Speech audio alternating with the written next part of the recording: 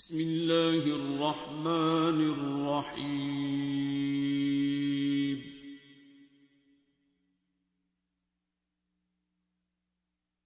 الرحمن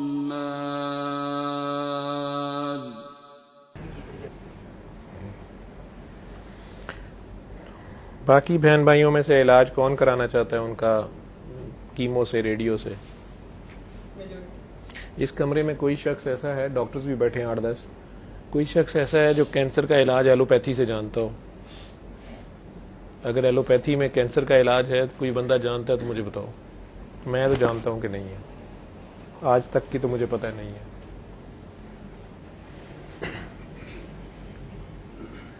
کینسر کے ڈاکٹروں نے کبھی کہا کہ ان کے پاس شفا ہے؟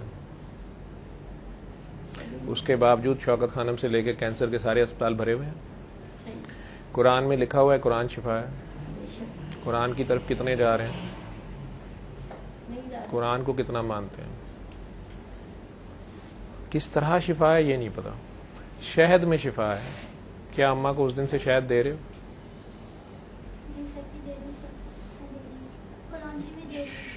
شہد میں شفا ہے. شوگر کے مریض کو شہد دے سکتے ہو؟ دے گا کوئی؟ کھلائے گا؟ یا سارا خاندان چیخنا شروع کر دے گا سمیت مریض کے؟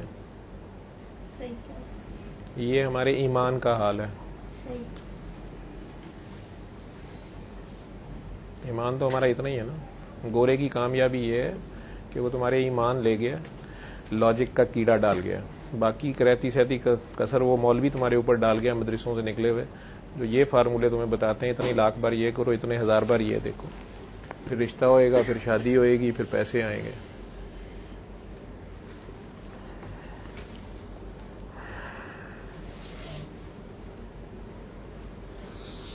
سورہ رحمان بھی شفا نہیں دیتی ہے. اگر آپ کا یہ خیال ہے تو یہ غلط ہے. نہ آیت الکرسی پڑھنے سے کوئی حفاظت ہوتی ہے، نہ سورہ رحمان سے شفا ہوتی ہے. سورہ رحمان سننے کا مقصد یہ ہوتا ہے کہ آپ اپنے خیال میں سورہ رحمان والے سے جا جڑیں، اس کے آگے پیش ہو جائیں. آیت الکرسی کا مطلب ہے کرسی کی نشانی. جیسے یہ کرسی پڑی تھی، کسی سے پوچھتے آپ ڈاکٹر صاحب کی جی یہ کرسی پڑی ہے، آپ اتنے گھنٹوں سے آئے ہوئے تھے، اس کرسی کو چوم چاٹ کے تو کام نکلوا لینا تھا. یہ کام تو نہیں کر رہی. کرسی کی نشانی وہ بتا رہا ہے کرسی والا کرتا ہے، کرسی نہیں کرتی ہے.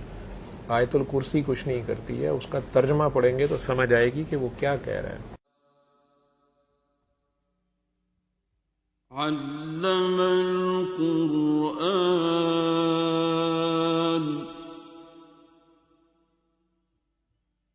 خلق الإنسان